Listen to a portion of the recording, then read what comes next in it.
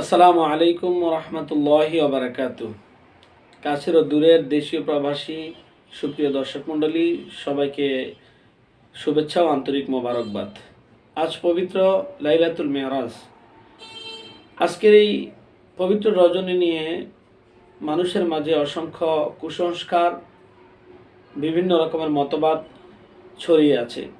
বিশেষ করে বিভিন্ন চটি বইয়ের মধ্যে আছে যে আজকের এই রাত্রে 20 টাকার নামাজ পড়া লাগবে, কিংবা এরকম সূরা দিয়ে নামাজ পড়া লাগবে, নির্ধারিত সূরা দেওয়া আছে, যেমন 3 বার সূরা ইখলাস পড়তে হবে বা বিভিন্ন সূরা পড়তে হবে, নির্ধারণ করে বিভিন্ন দোয়া দেওয়া আছে।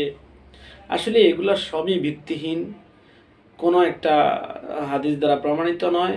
এটি বিভিন্ন চটি বইয়ের মধ্যে বিভিন্ন মানুষ তার নিজস্বভাবে তৈরি করেছেন। আসলে এই পবিত্র লাইলাতুল মেরাজের দিনে কোনো নামাজ নেই, এদিনে কোনো নামাজ বা নির্ধারিত কোনো ইবাদত নেই।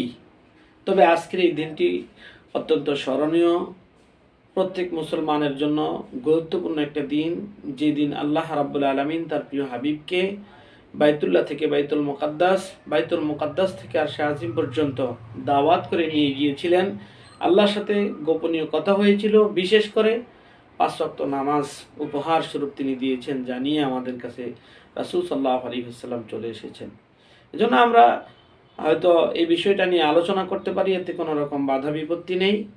আজকের এই রাত্রটা আমরা অত্যন্ত সম্মানের সাথে, শ্রদ্ধার সাথে রাসূল সাল্লাল্লাহু আলাইহি ওয়াসাল্লামকে স্মরণ করে আমরা তার বিষয়ে দোয়া এবং মিলাদের আয়োজন করতে পারি। তাতে কোনো দোষ নেই কিংবা কোনো রকমের অপরাধ নেই।